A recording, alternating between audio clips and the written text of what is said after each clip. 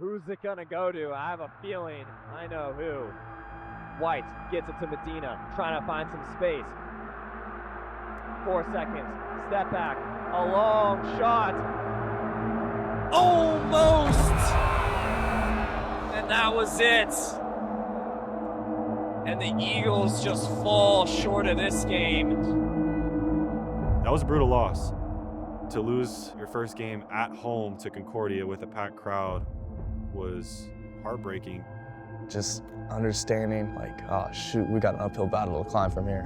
What's going to happen against these other teams? Hilo, Point Loma, Azusa Pacific. It's a question in mind that they should definitely have. You know, we were just focused on not forgetting about the loss, but moving on and learning from it. So we knew we were going to be all right, and we ended up going on a big win streak after that.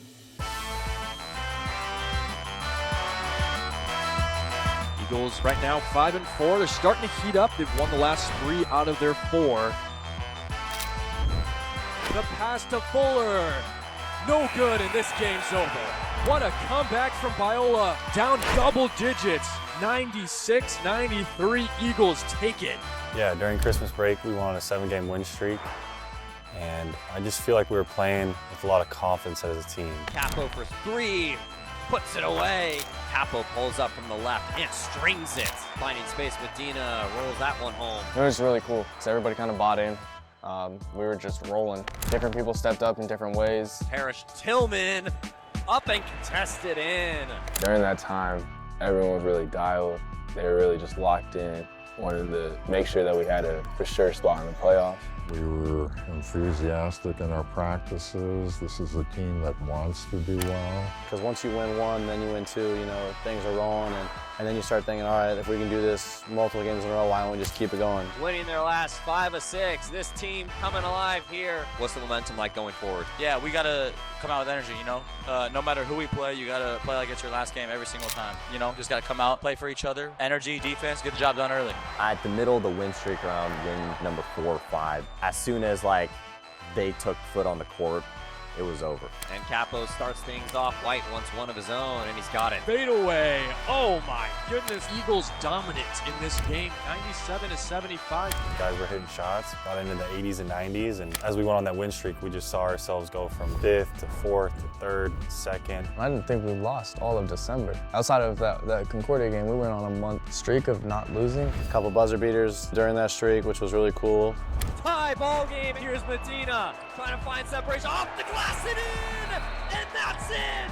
Nathan Medina, the buzzer beater off the back. Medina Magic strikes again, taking down the top team in the Pac West. It was huge because that bumped us up in the first place. I mean, we believe that we're one of the best teams in this conference as well. Come back 2 days later, and I'm like, there's no way they're going to do it again. Esparza up and in. It's in. Esparza puts it in. It's Daniel Esparza.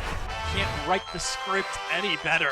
We were just playing like a fun brand of basketball. Like you can see the enjoyment with the guys. This team is something special. Team of the month, team of the year, you name it. It's hard to not be a team like that when you have guys like Maximo Milvic, Nathan Medina, Daniel Esparza. This team's hard to stop right now, Jake. It's kind of cold in here, but I got my all-white suit like this.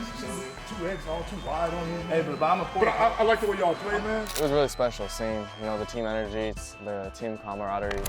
Quarterback. Time ready. Time.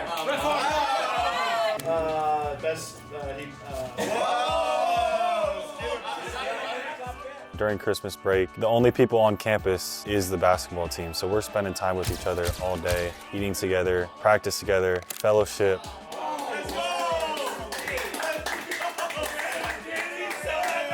They pick up win number 7 in a row. I think we were maybe 7-1 or something like that to start conference. So it was definitely a great feeling to be sitting alone in first. It was really cool just to see everybody come together as a team towards trying to win the Pac West.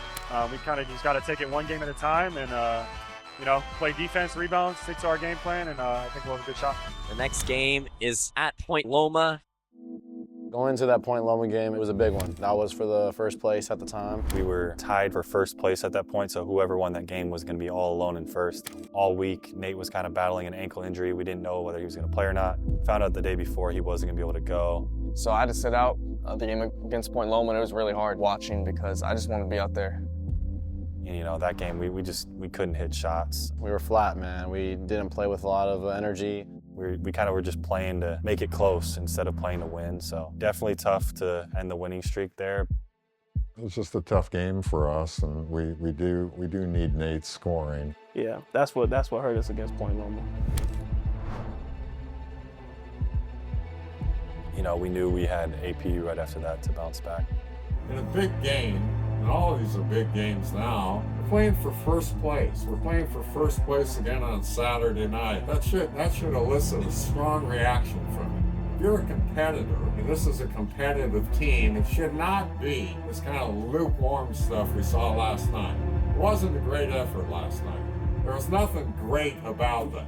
But we had APU at their place like 3 days later. So the message was blank slate, we got a new game coming up, and this is the biggest game of the year. All right, let's go into this game with a different mindset. This is a rivalry game. That shouldn't be the deciding factor on this. That'll contribute to how we approach this game, but it should be bigger than that. We just lost last night. You want to be on a great competitive team this year, or you want to wait another year? Maybe next year we'll be a great competitive team. If we can't get ready for these games in a big way, what does that say about us? He tells us all the time, it says a lot about a team, how they bounce back after a loss. Good teams, they don't lose twice in a row. And when they do lose, you know, you don't want to play them after a loss. Right? We should have a much bigger, better response 2 days from now than we had last night. Or we can't call ourselves a really competitive team. Get yourself in the frame of mind for Saturday where we go over there with a different approach, right? Where we go over there ready. Viola trying to become first in the Pac-West. It has definitely been a long time since the team has had this much star power. Uploader gets to go. A rivalry dating back almost 70 years. The Cornerstone Cup is finally here.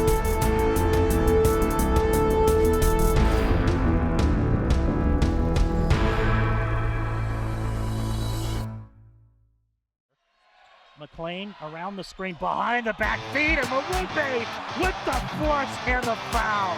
That was phenomenal. Holy cow. Who is Biola's biggest school rivalry? APU. I'd say APU, as is a Pacific. The big deal with this rivalry is it's been going on since 1970. And the history of this rivalry is the big deal of it. Like, we don't have a football team here, as you know.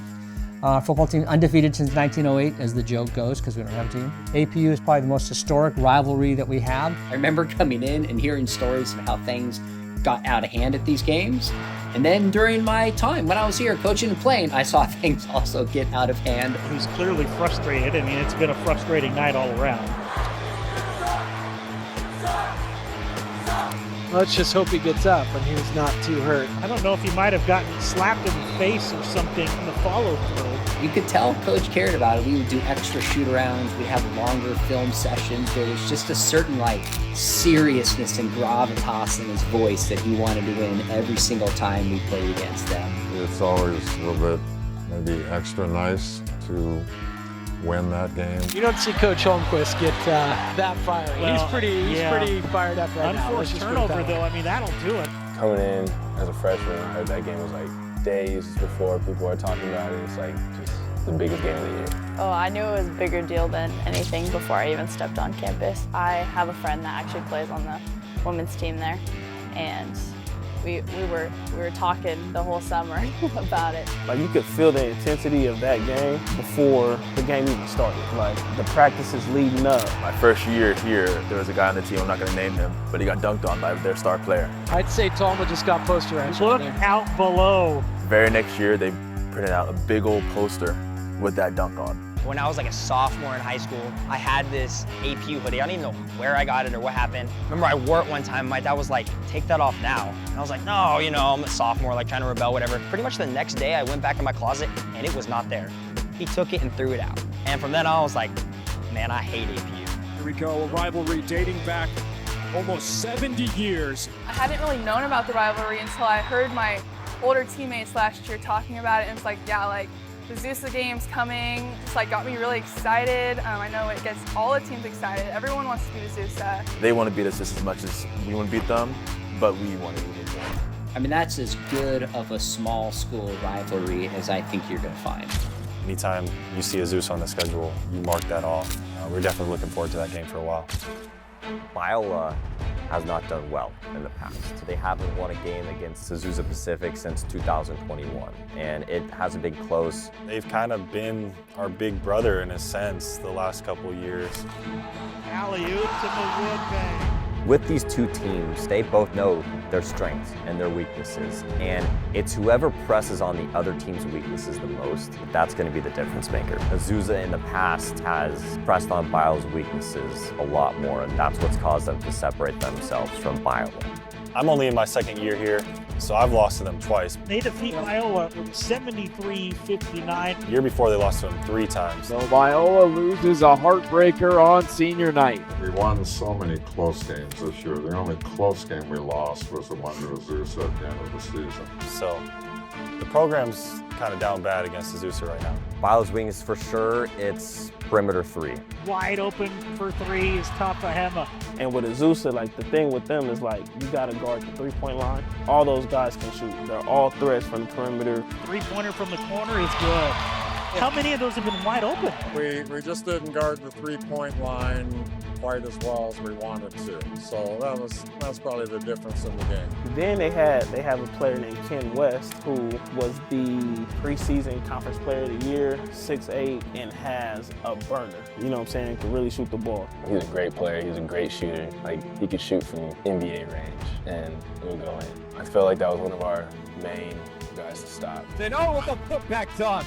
One-handed putback by Ken West. Ken, you know, he can hoop. The last couple of years, he's really done really well against us. Going into that APU game, we knew this was a must-win game for us if we wanted to keep our title hopes alive. They were really hungry this year, and so we kind of weren't messing around. So it was really good to see all the guys locked in before the game. We were ready to go. We were ready to play. We had been talking about it the whole year, about how we wanted to beat them really bad. I can't wait to play in that game because I hate APU. You know, I think their guys they're jerks, you know? We had to come in aggressive. We couldn't just let up. We couldn't let them walk all over us. We were just ready to compete. Even though it was an away game, we were excited to go there and play and show out in front of their crowd. The stakes were huge because it was at a point where Biola was getting sick and tired of being bullied around by their arch rival, Azusa Pacific. Good evening once again, ladies and gentlemen. Welcome back inside the Felix Events Center. I'm Joel Simeone. It is Cornerstone Cup time once again. The gym was packed. It was packed out. And it was crazy because like the Azusa students, they had signs and stuff. They were talking trash during warm-ups. Every time we would run up and down, they would chirp at us, talk to us. I even caught some of them like saying stuff to Dan, saying stuff to Nate. I love playing in those hostile environments, man. That's what college basketball is all about. You want people to kind of dislike you a little bit when you're on the court. You want the other fans to dislike you. If they don't dislike you, then you're not doing something right. But for the Cougars, they will be taking on Biola. The Eagles coming in off a 61-50 loss at Point Loma on Wednesday, a game in which they were without their leading scorer, Nathan Medina, who is in the lineup today. We knew going into the Azusa game, we weren't just going to blow them out. We knew, even if we got a lead early, you know, they were going to give us a good ball game. And we are underway in the 120th edition of the Cornerstone Cup. Driving layup is good. Biola leads 2-0. Capo, being guarded by Speaker, loses the handle. Trevin Martin comes away with it. Kleppy gets it back. Kleppy puts up another 3. Bingo! The first half was back and forth. Turnaround, fade away, good. Rebound tipped. West grabs it, puts it up again, and it's in. It was punch for punch. West is fouled. Esparza on the fast break is tripped by West. Shot for shot. White for 3, got it. Turn around again. Right-handed hook shot, good from 10 feet. We made a run, they made a run. Go, go, go, go! Esparza, dribble drive, all the way to the hoop, plays it in. Now drives baseline, finds a hole, lays it up and in. And we're tied at 23. So I was like, oh, okay, this is gonna be a rough game. And they kept, trying to push the ball inside and then spray it back out for threes. Puts up the three, bingo! We need to stop right here. Up, man. We need to stop, coach. Tires, watch the slip. Sloan dribbling towards the corner, now cuts back to the middle. Good job, good job. Leans in, floater, no. West tips the rebound to himself, tip shot, no. Good job, good job. Neither of us could create any separation from the other team. Speaker driving into the paint, stripped. Layup is good. And it will be a 1-point game at halftime. Biola leading Azusa Pacific 31-30. Communicate that you're back. All right, we didn't come to play 1.5. We knew it was going to be a full game, all right? We're going up at halftime. It wasn't a surprise that going to halftime, it was neck and neck. We gave up some offensive rebounds. We have to block off. We're in good shape. We're going to beat them in the second. We did not come here to play 1.5. We came here to get it. Let's get it.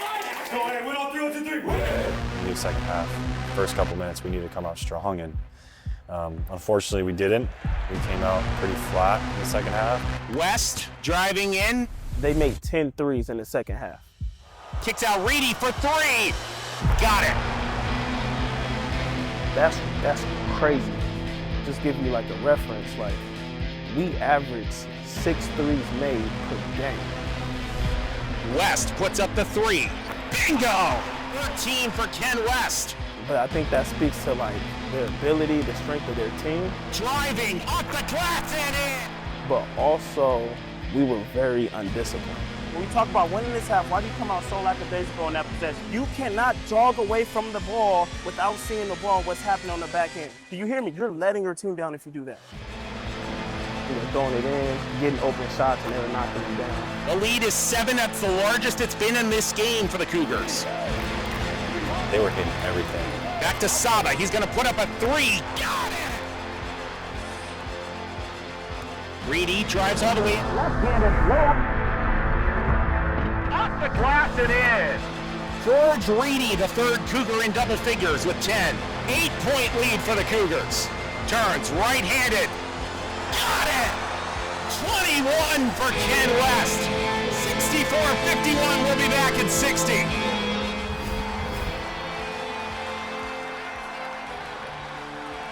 I think for myself, I'm a pretty optimistic guy, especially when it comes to basketball. I always think, oh, we still got a chance. We're gonna beat this team. But I think we went down 13 with something around 8 minutes to go. So I think there was a point where I was like, dang, this is getting out of control. We're not gonna win this game. So I was feeling pretty hopeless. Well, I think you always say the same things in a huddle when you're down in the second half like that. Don't try to catch up in the next minute. You've got to inch your way back and just try to gradually close the gap and put yourself in a position at the end where maybe you can win. No lead is safe in this rivalry. I have seen 28-point leads disappear in a span of 7 minutes. Esparza around the screen, driving, floater with the right hand, good. With Daniel, sometimes we refer to him as second half Dan.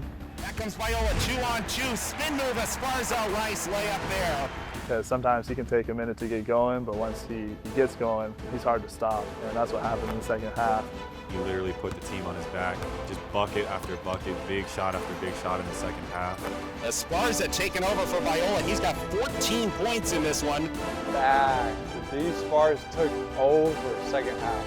Esparza around the screen. Step back, 20-foot jumper, got it! Daniel Esparza. They are deep. Way to take over. That got us pumped, and that was big. That was a big turning point in the game. To hear that he was the one that sparked that run is no real surprise to me. With every shot that he hit, you could see his confidence grow, and I was like, okay, well, they better stop him soon, because if they don't, it's going to be a long night. I came down on one of them, and I really felt like I got in my bag. I came down, I hit a little in and out, tween cross. Remember, it was a transition. He had a dude on the left wing. He hit him with like an in and out between cross and hit the pull up. Ahead to Esparza. net. A little bit of egging the crowd on, but that's only to be expected in this rivalry. Once I hit that, I was like, all right, we got to keep this going. I got to keep attacking. He picked up the load and said, all right, get on my back. He's got 23 tonight. And the Eagles staying within shouting distance as we hit the 4-minute mark. I think we got it to within 8, so we knew, we just needed to hit a few shots, and guys stepped up. Esparza around, Sherman puts up the 3. He buries it. Tyus hit a huge 3. Tillman puts up the 3, and he got it. Tyus, Parrish, Tillman. Casey got going a little bit down the stretch. Dribbles right, drives, got it, down to 5. I think I just got a layup and then a fadeaway the next time. Stops in the paint, fadeaway jumper good. Finds a cutting Reedy, leads off for Kleppy, 12-foot jumper good. Under 2 to play. You're down 5, you're gonna need to hit a 3 either this possession or the next one. So I think there was about a minute left. Not even a fast break. MyJ just comes down, dribbles, guys right in front of him. MyJ White for 3. All net. That play, I remember that play. I was like, oh my gosh. And when I was jumping off the bench and everything, I was like hyped. I was hyped. And I actually remember myself like, man, what the heck? Like, MyJ, like, you're tripping, bro. Get to the basket. Then it just went in. I'm like, dang, all right. Like, you know what I'm saying? It was a splash. Just like straight up confidence. That shot was huge. If we won, it was going to hinge on whether he made that shot or not. 2-point game. Biola can just sit back and play defense here. Sloan, foul line jumper. No good. Timeout, Biola. A 2 would tie it. A 3 could potentially win it. The ageless wonder, Dr. Dave Holmquist, about to try and draw up the play for Biola. Yeah, so I think we originally drew up the play for Casey. We drew it up so we could get him a touch at the elbow. Esparza brings it into the front court. Here we go. Esparza to Capo. I got the ball, dribbled right. I think I crossed over right. Shot clock at 10. And then I think it was just really crowded and Nate ended up getting the ball. My man helped, so I kicked out to Nate. Nate's hit game winners before, so we had utmost trust in his abilities. So I was like telling myself, okay, I get the ball with like 10, 15 seconds here. I'm gonna hit this. Nate kind of got it. It was crowded. Couldn't really get anything clean. So I remember trying to attack, they cut me off with my ankle. Like I couldn't really explode past him, so he cut me off. I think the shot clock was winding down, and he ended up having to force a contested shot. Medina still in it, step back! And as soon as I left my hands, I was like, oh, that's not gonna go in. Didn't go in, and they got the board. They get it, we're like, dang, man, another year, another year we came up that close. Probably like our 5th, 6th straight loss to them as a school.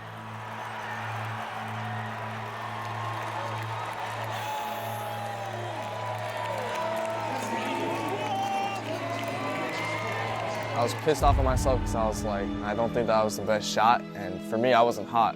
So probably get it to a hand that was hot, like Dan. Dan came over to me and was like, okay, like, don't worry. You hit that shot 9 out of 10 times. Like, we're going to go get this back. And just hearing that, I was like, okay, like, I know I messed up, but team is more than just one shot. Yeah, I really just talked to him. I was just like, hey, head up. You still got a game to play. We like that shot. We believe in you. Move on. That's all that really was. Fouls called on Milovic. That's his 4th. It is a 1-and-1 for Sloan. That's only the 19th foul. Come on, let's go. Let's go. Got a rebound. I think one of their point guard, one of their best free throw shooters, got the ball, and I think there was 4.8 seconds left. I ain't gonna lie, I thought we were cooked. I was like, if he makes this free throw, it's over. We were pretty quiet on the bench. We were a little worried. It wasn't looking too good. Sloan is 3 for 4 at the line tonight. Again, it is a 1-and-1. I was like, this game's over. I remember talking to Ken West at the free throw line. I was just kind of joking around. I was like, man, this game's over. Like, he's hitting both. They're going up 4, 2-possession game. It's over. And if he can make both of these, it's a 2-possession game with 5 seconds left. Basketball is a funny game, man. Anything could happen. Any team can win on any night. But we were definitely, all right, we got to lock in. There's still time on the clock. And from then on, we know what happened. But if he misses this one, it's a live ball. First free throw on the way. They miss long. All of a sudden, it's 1-1. Oh, he misses. Max tips the ball to me. I grabbed it. Tip Capo with it. And in my head, I was like, okay, give me the ball. I'm going to redeem myself. I'm going to shoot this 3 and we're going to win. I mean, at that point, it was tunnel vision. I wasn't passing the ball. But he just goes. He's pushing it. He's pushing it. Slow motion. It was all slow motion. I saw Casey dribble down. I was thinking, all right, go get to the cup. go get a layup. Got to half court, peeked at the scoreboard, and I think there was just under 2 seconds. And so I was like, all right, I got one more dribble. I can't get to the cup. Took like a little hop step, let it go. And when the ball left his hand, I actually thought the ball looked like it was flat. And it was like super flat. I was like, ooh, I don't know if that's gonna go in. Just looking at the ball like, there's no way this goes in. And I was like, ah, is that good? Is that good? Just watching the ball. Everybody's watching the ball.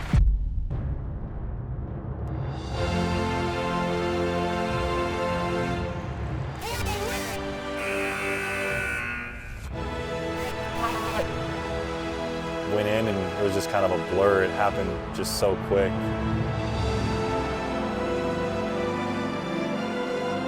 It did not seem real. Like, I'm so serious. It did not seem, it took a couple seconds to process. It was crazy. The feeling I got and just the whole, like my whole body just kind of went into shock for like, you start thinking like there's no way, like there's just absolutely no way. You see like Max, he's like, yeah, in Spanish, he's yelling something crazy. Evan running off the bench. We were flexing on the crowd, like, ah. And I saw it go in. all right. It was great. And everybody, of course, celebrated. Oh my God, I'm so happy for Casey. I didn't even know what to do with myself. I just started running around and finally was like, all right, we need to go shake their hands and be respectful.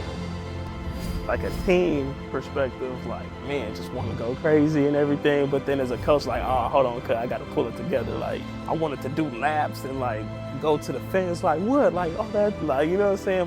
And you just see like their faces and how like just sad they look. And for some reason, that just made me feel good. Like, I'm glad it's not me. Like, you know what I'm saying? Casey Capo writing the latest chapter in this rivalry with a 28-foot three-pointer at the buzzer. There was no thoughts in my head. I wasn't nervous at all just because it was just like things were just happening. I don't know. There was no thought involved. I just kind of instincts went and just kind of played basketball, and I was just like, oh, shoot, this happened. Go shoot a three and hope it goes in. And the Eagles steal one here in the Event Center, 76-75. Get in the locker room, they turn, they celebrating and stuff. So, you know, I've been in the weight room, you feel me, a little something. So I'm like, I'm gonna take the shirt off, like, let's go.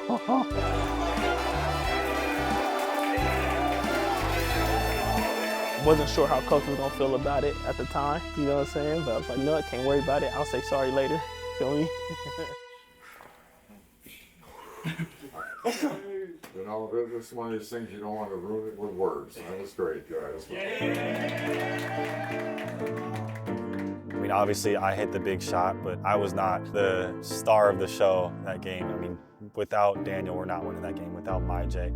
Yeah, MyJ, huge shot too. Bring it out.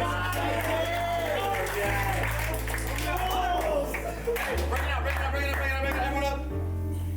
There we go. Family on three. 1, 2, 3.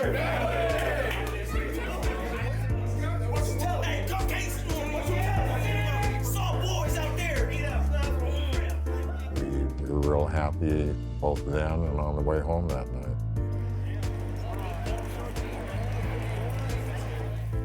I couldn't have asked for any better of a moment this year outside of winning like a championship. Anything in the regular season, like that was just, I don't know. It's almost like too good to be true.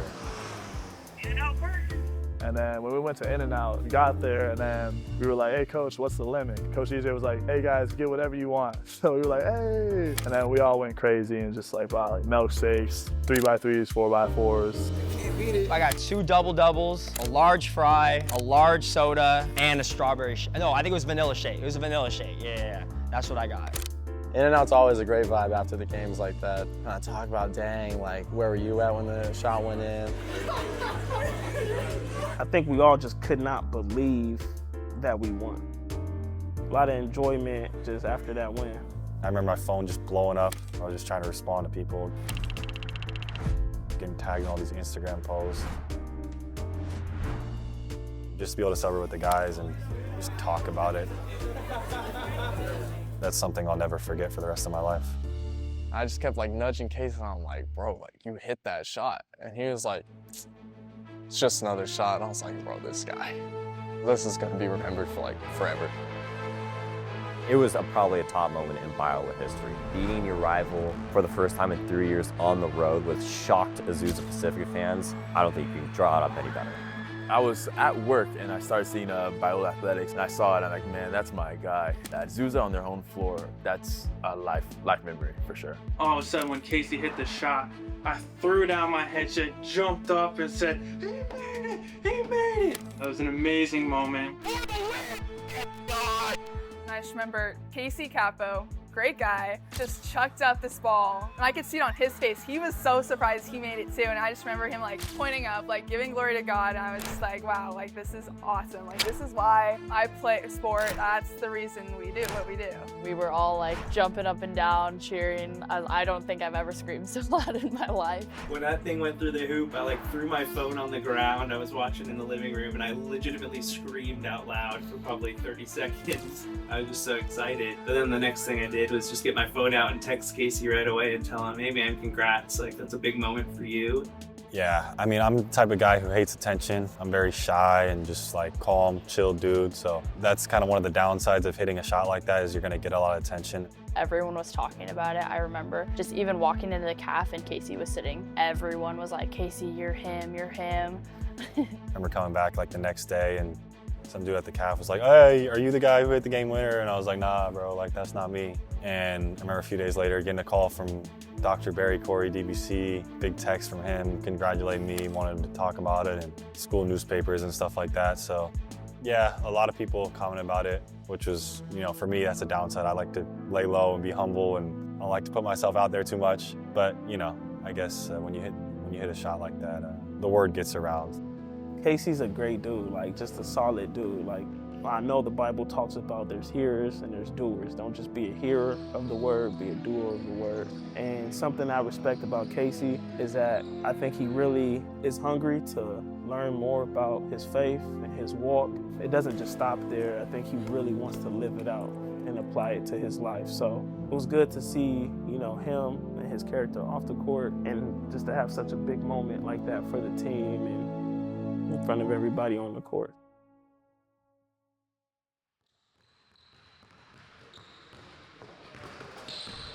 My name is Scotty McDowell from San Juan Capistrano, California, and I play point guard. Man, I've been playing basketball for as long as I can remember. Pretty much, man, since I was born, my dad gave me a ball, and it's the only game I truly can say I've fallen in love with. Yeah, Scotty is going to do big things in life. Scotty is full of spunk and he's just got a lot of oomph. Valentine's Day, little. See that, Maxie? A little heart-shaped, okay. Why you look tired, bro? Why you look tired? The one word we would use to describe my son is confident. He's already kind of a businessman. He had a shoe business going before he got here. Kobe 6 inches or the Puma basketball Rick and Morty LaMelo Ball shoe? Test it out.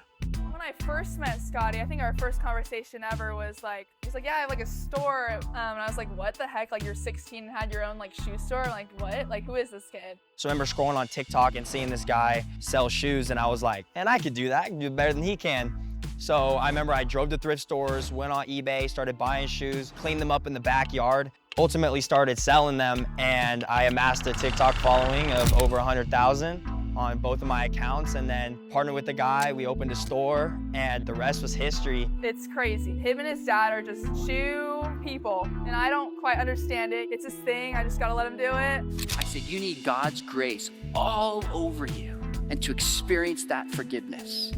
Sean McDowell. I teach apologetics at Biola University. Dr. Sean McDowell, he is a professor at Talbot Seminary and Biola University, and he also has an amazing ministry speaking as well as online with his website and his YouTube channel. My son, who obviously is here and playing hoops, I remember he said to me, he goes, Dad, if you want to reach my generation, you need to get on TikTok. I was like, okay, that's where people are communicating. I don't dance, I don't sing, I'm not gonna pretend that I do, but I use it as a medium to cause people to think, either to encourage Christians or just maybe to challenge non-Christians to think about the person of Jesus. Yeah, so my dad played here at Biola for Coach Holmquist from 94 to 99. Sean was here for 4 years as a player, didn't play a lot, played some. My senior year, what was fun is I had a chance to be the captain, and after 3 years of sitting on the bench, I finally got to play. I not only played 4 years, when I was going through grad school, I was an assistant coach for 2 years. So I got a little behind the scenes perspective as well. I knew he would go on in life and do really well as a professor and a teacher and a speaker, and he certainly has done that. One of the most influential people in my life, for a lot of reasons, was Coach Holmquist. The fact that my son is playing under Coach Holmquist just makes me happier than I could describe. Playing time, all that stuff aside, just the fact that he's able to have one of the key people that poured into my life pour into him is huge. That's one of the most significant things. So I haven't really gotten, obviously, the playing time that I would want. Earlier in the year, you know, Coach Holmquist said, if you're not playing, he's like, it's pretty much because you're not good enough. And I think you can look at it one of two ways. You can either feel sorry for yourself, and that pisses you off in the right way, and you say, okay, what parts of my game do I need to work at? And how can I be the best teammate right now while I'm not playing? One of my favorite qualities about Scotty is just how hard he works. He's the hardest worker I know. It really inspires me too to work harder just because I see how hard he works. He's the shortest guy on the team, but he's got a heart as big as anybody. I mean, he really gets after it in practice and competes. I never tried to tell him he should play basketball at Biola. I obviously love it. We'd come to games and always said, if this is something you want to do, we'll help you do it, but you got to work hard. And the cool thing for me was seeing him own it and him want it. And when he made the team, called me, he's like, I'm on the team. This is one of my greatest joys I've always wanted. I was like, wow, I didn't realize he wanted it so much. The fact that he poured his heart into it like I tried to. I mean, my dad's my hero. Here with my 19-year-old son, Scotty, who's wearing Biola Hoops gear, going to Biola in the fall. You ready to go, buddy? I'm ready, let's do this. I love the game of basketball. Yes, Scotty! We share that in common. It's kind of funny to say, my dream since I was a kid was to come play at Biola for Holmquist, you know, his coach, and ultimately play more than he ever did. You know, kind of like, oh, Dad, I was better than you, you know? He literally told me, he's like, Maddie, I just want a few minutes just to show what I can do. And I know whenever he gets put on that court, he gives it his all. Good steal there from Aranda, scoops it over to McDowell. Finishes it with the left. His dad, Sean, is loving it. In some ways, as a dad, it makes me just as proud and thrilled as I could be. My dad, I think he's the best dad in the world. I love him so much.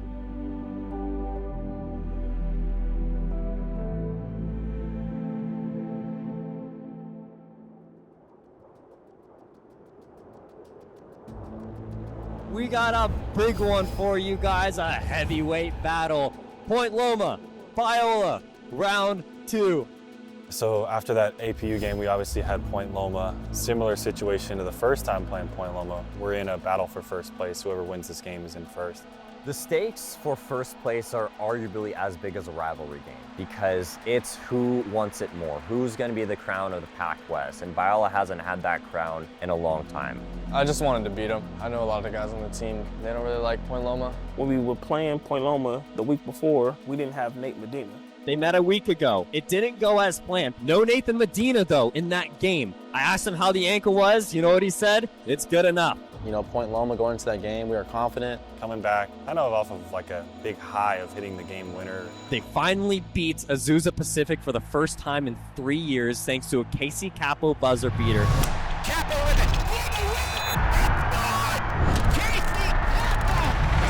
So we knew we had to really be focused and not let that APU game affect us. So coming to that Point Loma game, we were focused. We had a big crowd, a lot of hype going around. And, you know, playing them again for first place, we're like, there's no way they're going to beat us here on the home court. Sparza up top, the reset, splitting the lane, up and in. White looking for coast to coast. Nice pass inside, Vilovich. Into the corner, wide open three, in, hits it. Some notable stats entering this game. Most three-point attempts. Point Loma holds that record from the Pac-West. No doubt, Nathan Medina, he's feeling all right off the glass and in. Say that ankle's looking pretty good. Pretty good indeed. Rondo to Ruck. Ruck going up and in. A strong start with a strong crowd in support. Point Loma is an extremely hard team to beat. Out to Barnes. got the floater. Barnes driving in, gonna go up and in, +1. Point Loma they know how to play basketball. They're very well coached. If they go down big, they're not gonna react. And that's the scary thing. They're just gonna try and kill you and put you in the ground. A three-pointer lands. Point Loma retakes the lead. Medina wants a stab at it, and he got it. The offenses are coming alive, and there is the floater that rattles in. It's a gimme bucket every single time. It's like that KFC bucket over there. Sea Lions on the pursuit. Barnes into the corner. His three. That one goes for Luke Smith. And that'll be the first half. Biola trails by 6. All right, we need to compete in this game. We need to get after this game. All right, we need to go get it. We got to take it. They're not going to give it to us. We got to go take this game. All right, get your mind set for a difficult second half. It's going to be tough. We got to fight now. Every play, offense and defense. Every play. Now let's go. Capo under the bucket and in. Matengu, jump, hop, skip, pass in, and good, plus the foul. Sea Lions retake the lead. Harris Tillman sticks it into the corner. Sherman's three, got it, right at the buzzer. Huge three to tie it all at 53. Real close game, and they just hit shots. Paulson pulls up and sticks it in the corner. His three, puts it in. They were hitting so many tough shots. We were hitting tough shots, and it came down to the wire. 5-point game. Ruck, a pocket pass inside Medina. Magic. Viola needs a stop. Step away three. Smith puts it in. A silencer here. Now you got to get a three. You got to go for the tie. Esparza pulls up. Doesn't get it. And that's going to do it. Loma comes to La Mirada and takes over. Viola suffers the second loss to Point Loma, their San Diego rivals, and they'll go 0-2 against Point Loma this year. So she wants to focus on play hard. Play hard.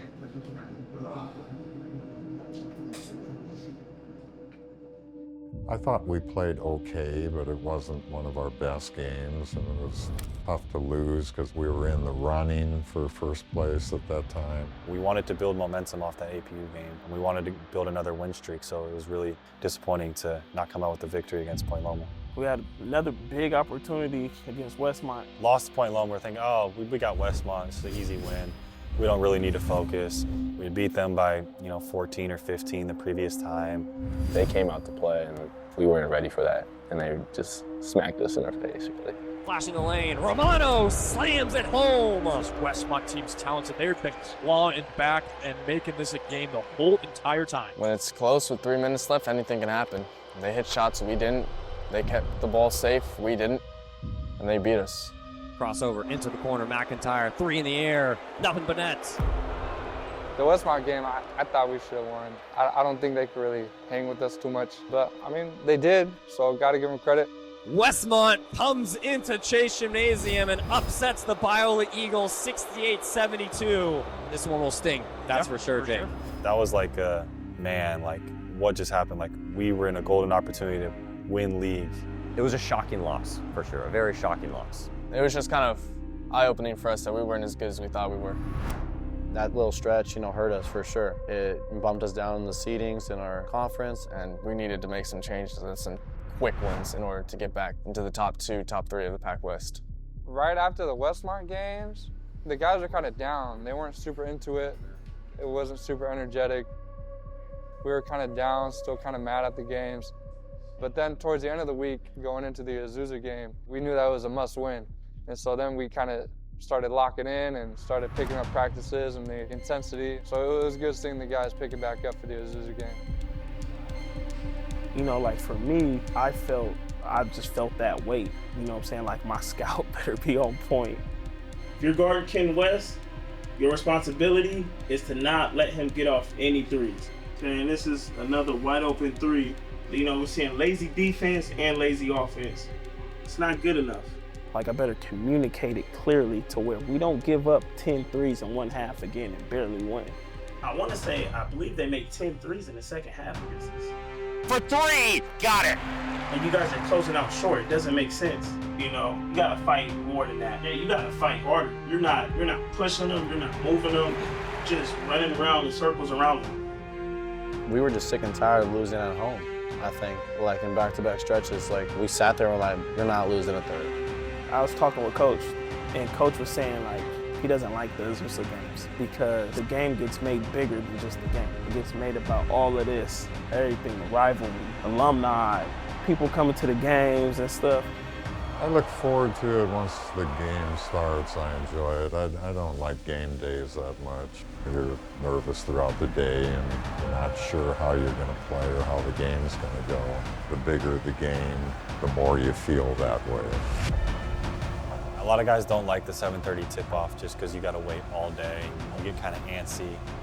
Packed crowd, packed house. How you feeling tonight, my man? Jeez, nervous. Probably not as nervous as the players. Oh, yeah, absolutely. Nervous. Time can go slow on game days, especially when you got a big rivalry game, Saturday night, home game. You know everyone's going to be there. Let's go, baby. Biola beat Azusa for the first time in 3 years, and I had the chance to beat them for the first time since 2021 at home. This is going to be a big one. But for us, it's like the little fairy tale season is over. Our 7-game win streak is done. We are playing for a playoff spot. We should be ready to go. All right, this should be a great game for us in terms of effort. That game was very important, and like you just had like a feeling in your stomach like we better not lose this game. This is the one we've been waiting for all year. It's the Cornerstone Cup rivalry. Biola, APU, round number 2. Hi everybody, I'm Jeff Wilson alongside my partner, Jake Macias. The last time these guys played each other, Casey Capo, a magical buzzer beater at the end.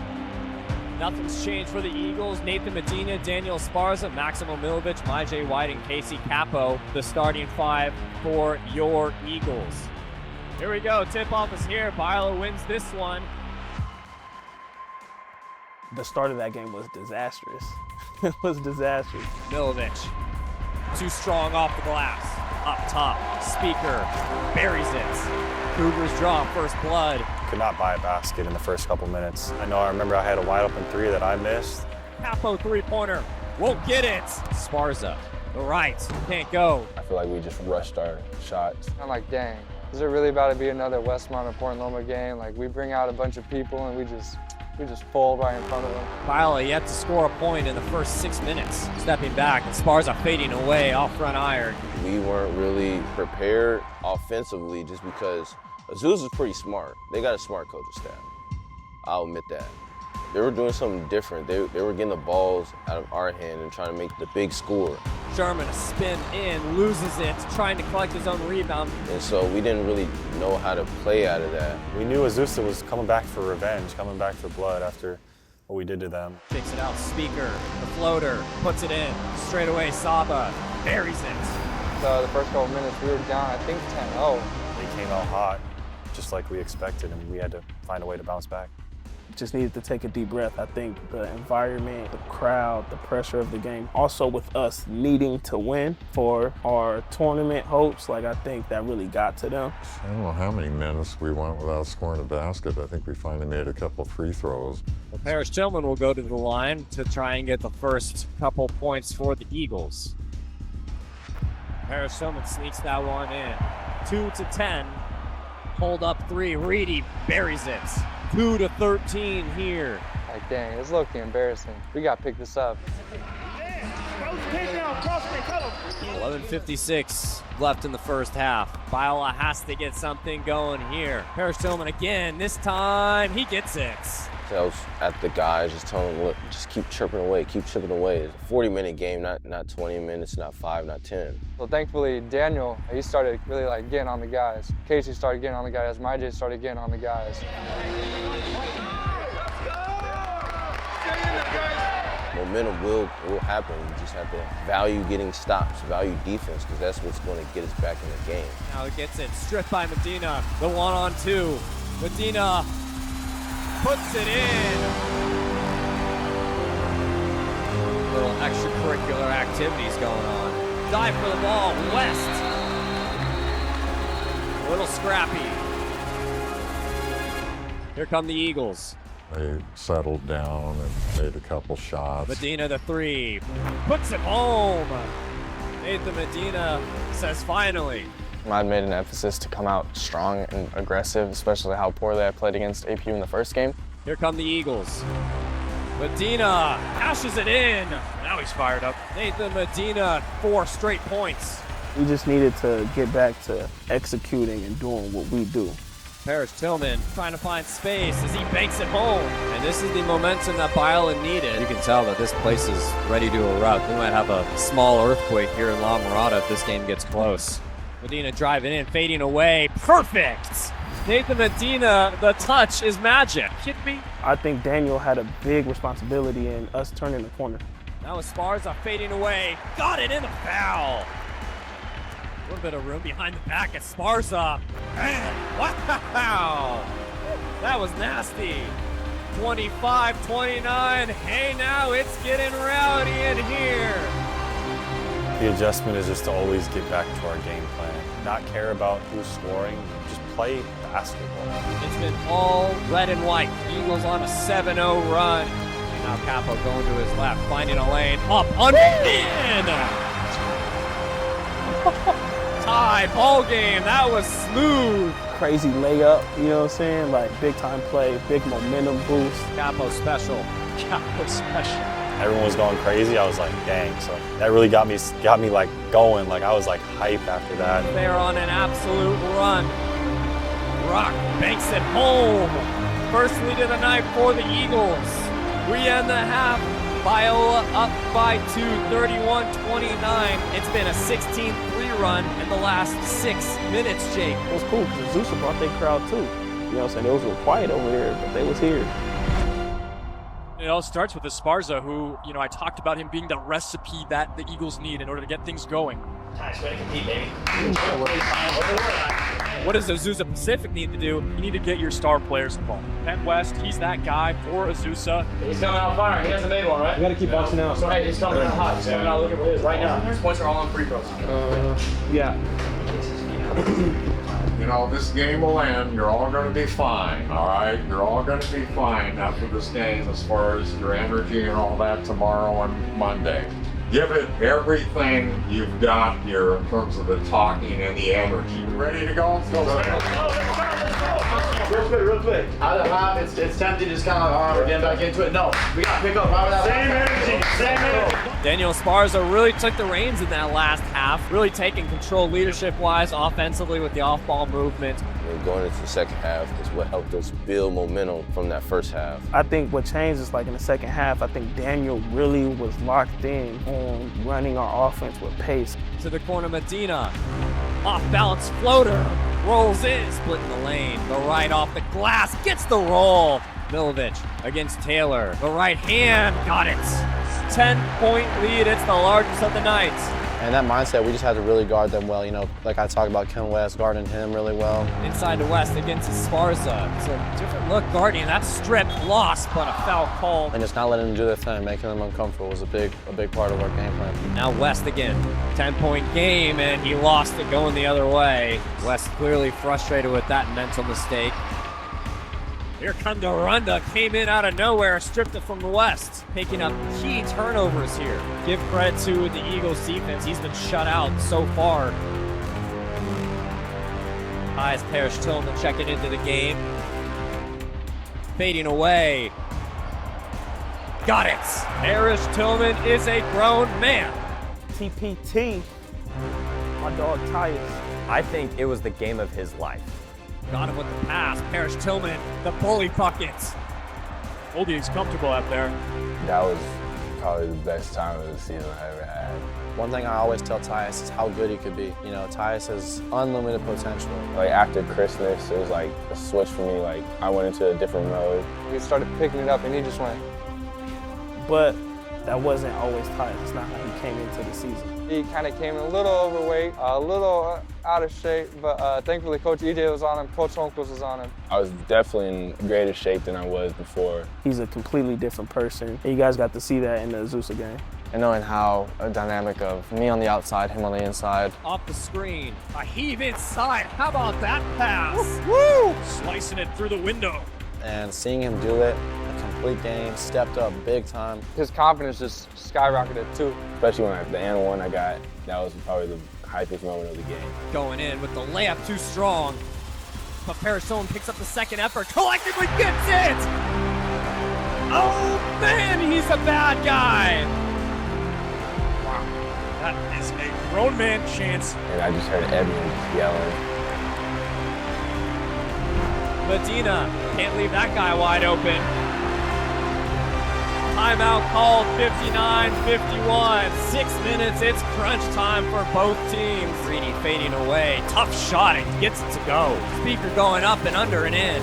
Saba pulls up from 3 and hits it. Some life from the Cougar side. That's big too for APU because that silences the crowd. They had all the momentum. Game's not over for the Eagles. 2-point game, who wants it more? Capo, 10 to shoot. I remember I had the ball. I thought Cap was going to go to work. He was lining up like he was going to hit that bread and butter fadeaway. Quick stutter with 5. And normally when the shot clock's going down, you don't want to pass it to someone at the last second. It's called like a grenade. You give him like a really bad pass with like no time on the clock, and that's kind of what I did to Max. I gave him a bad pass, and he knew he had to shoot it, and he just let it go. And finds Milovic. He pulls up. Banks it home! Maximo Milovic! That shot was pretty legendary for Max. Big shot, Max. I love the bank shot. There's nothing like that ball kissing the glass. Banks open on a Saturday night. Laced it, and I was like, oh my gosh. A little luck involved in that kind of thing, and thrilled when he hit it. We've reached the 1 minute mark. Azusa back with the ball. West fading away, got it with the right hand. Right back to it, they wasted no time, and that's a great call from Azusa Pacific. Capo up under and in, he does it again! West got it in, a foul. Now they have a chance to make this a 1-possession game. They don't go away. We knew that they weren't gonna roll over. This is the rivalry. This is what they do. That's what the Cornerstone Cup is all about, right? Just two good teams going after each other. Suspense, Jeff, it's real. Crowd on their feet. With 35 seconds now, West. West fading away. Rolls out. Milovic with the rebound. How did that one not go in? Swirls the iron, gets it to Milovic. He puts it in. Jailbreak for the Eagles.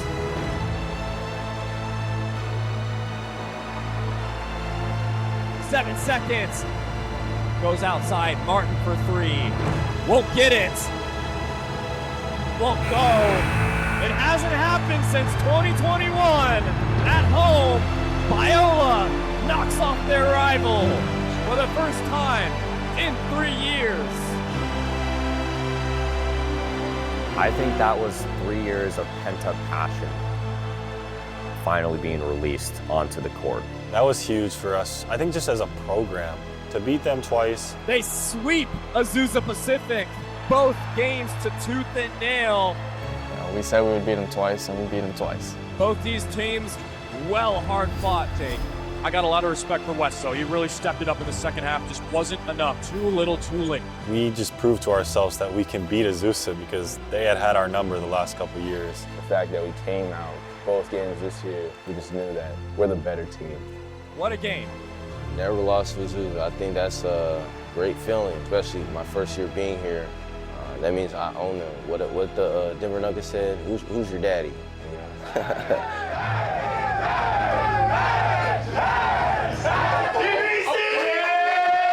What you did tonight was like a huge boost for team spirit on our campus, and makes a difference, and just kind of revs up the whole culture in this place. So big win over a huge rival, and you guys played your guts out. So you left it on the floor. Way to go! Thank you. This is a great night. We will enjoy this, like I just said. We'll enjoy it tonight. We'll enjoy it tomorrow. We'll enjoy it Monday. We're going to take Monday off.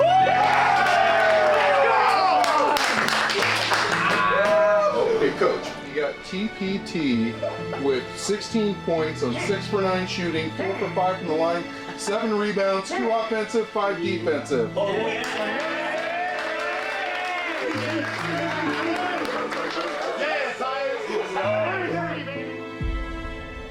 Tyus came in out of shape. Tyus knows, like, it was really disappointing. And even with that, you can see how talented he is. Stand up,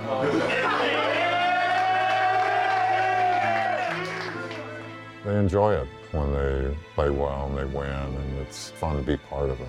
You know, I'm really trying to learn from Coach Holmquist. I just appreciate the way that he handles the victories and stuff. And I mean, he's had so many victories. You know, just try to think of it as like a team accomplishment and one step closer to our goal as a team. I just remember after the game just being super excited, wanting to see my family, wanting to see the people that had supported me. It's cool. And usually after the games, Coach Holmquist, like, no disrespect, he be talking to the team and stuff. And I'm just thinking, like, dang, I got to get out and see Hannah and Shorty. You know, just thank the Lord that he's like blessed me with the gift of being a parent. It means the world to me, just having their support. I'm really proud of this team. I love this team. They care about each other, they work hard.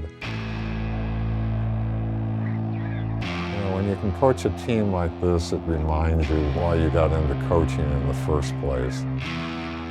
It's a good team.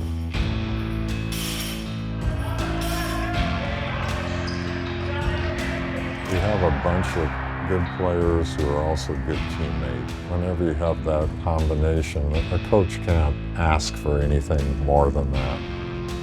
No matter how we finish, whether we win our games at the end or don't, I really admire this team.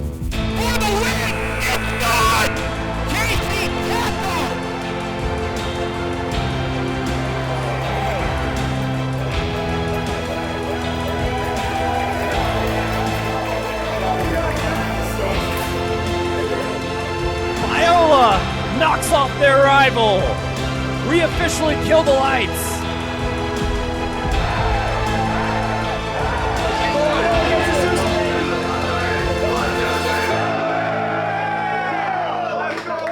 I would want anybody I knew to be around this team. I just think they're a bunch of high character guys that are serious about their faith. It's just a good feeling to be around a bunch of young people that want to work hard for a common goal and try to do it the right way, and that's how I feel about this team.